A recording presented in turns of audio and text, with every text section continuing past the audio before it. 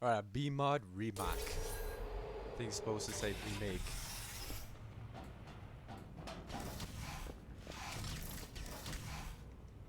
Alright, so look at this. No.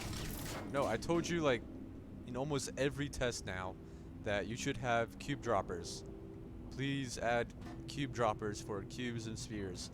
And this has no signage. I could guess what it does, but you would need some signage for that at least. And then we have a dark hallway. Okay, so this first room, when you enter, you can see the lighting is a little bit weird, right? This area has a lot of lighting. This area is a little dark. Yeah, you gotta try to balance that. I can see through this window here, and I don't really know what the point of why this window is here, because there's nothing on the other side and it's poorly lit. And then I have this. So yeah, this is beemod. Hold on, another thing. So you have this ant line here. You can remove that ant line. So you're using a trigger here. You can just right click on the trigger, and I can't remember. I haven't used the editor in a while. But it's like the ant lines, you just choose to deactivate them.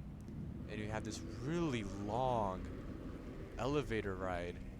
You know, why have this? This is just meant to, this is, you know, and this goes back down. So if the player like misses getting up on this ledge, they have to wait forever. So just remove this, you know. And just make it so much better. Alright, I do like your added stuff to added detail. So this button, no clue what it does because there's no signage on it, so I'm just confused by it.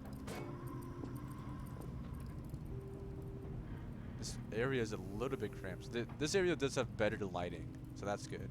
But it is a little cramped. And then I guess I'll see what's over here. More dark hallways. Looks like I have to do this. And this drops my redirectional cube.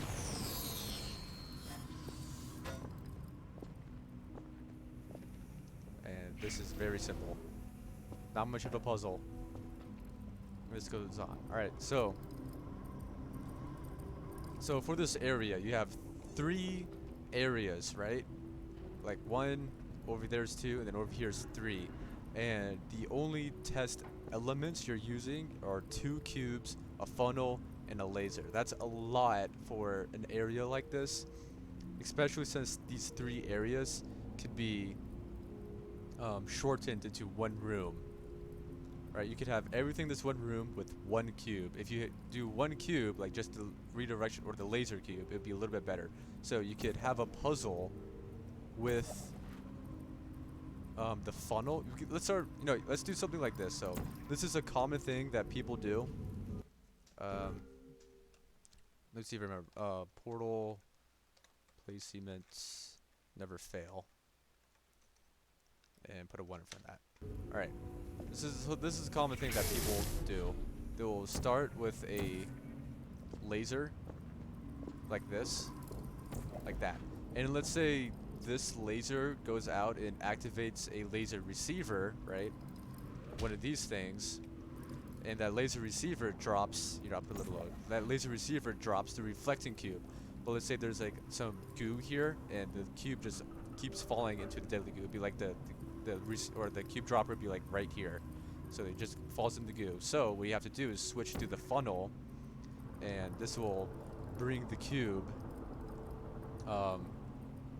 This will probably have to switch though. Maybe have this like reversed, or just put it like that, and have that, like have the laser cube drop in the funnel, and then it gets moved to where the player can then pick it up.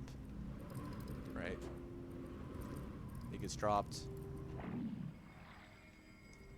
It comes, and the player can just get it then. And then you can use the laser cube to maybe come over here. What is it? Orange. Also this, you don't really need it. You don't really need that area. And then you can just take this cube, and using the same laser, right? Which would be like, I don't know, located in this room, so you don't have to walk all the way over here. You can have it come through, and then just have it activate something else that will open up the next area. That would just help clean that up some. Alright, next area. So you have these dark hallways, right? I mean, you got some lights here, but these dark hallways that connect to different tests are just unneeded. Alright, remove this entire hallway and just have these next two tests connect. It'll just make it so much better. We have more of these elevators, which are no fun to do.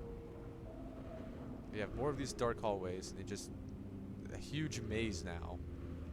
And then we have a cube right next to a button that opens the door. So that's not much of a puzzle. You can remove that. And then I just have this entire blank area with there's nothing happening in this room. There's just a bunch of randomly placed doors with nothing behind them. The lighting isn't good. So I have a cube. And the test sort of solves itself because, you know, where else I went with that. Let's see, more dark hallways. And this is the test. So, right, I gave you a lot of feedback on this one. Please listen to it. Right, make sure there's antlines. Make sure you're using stuff smartly. Don't do these hallways or these elevator tunnels. Remove those. Just have your different test rooms connected directly together. Focus on lighting on your test, right? Because a lot of these areas are really dark with no lighting. Another good intro, like beginner thing you could do is make sure everything that activates the door is in view of the door. So this button is not in view of the door. You can just move it a little bit, you know, make it in view of the door. It will help. It would help with the clarity of your test, so people solving it will know what they do. Of course, this is like a super easy test, but for any future stuff you make that could be more will be more difficult. You know, that's something you can focus on. Yeah, lighting. Make sure you're focusing on lighting. Yeah, I guess I'll do it for this then, if I can find the exit.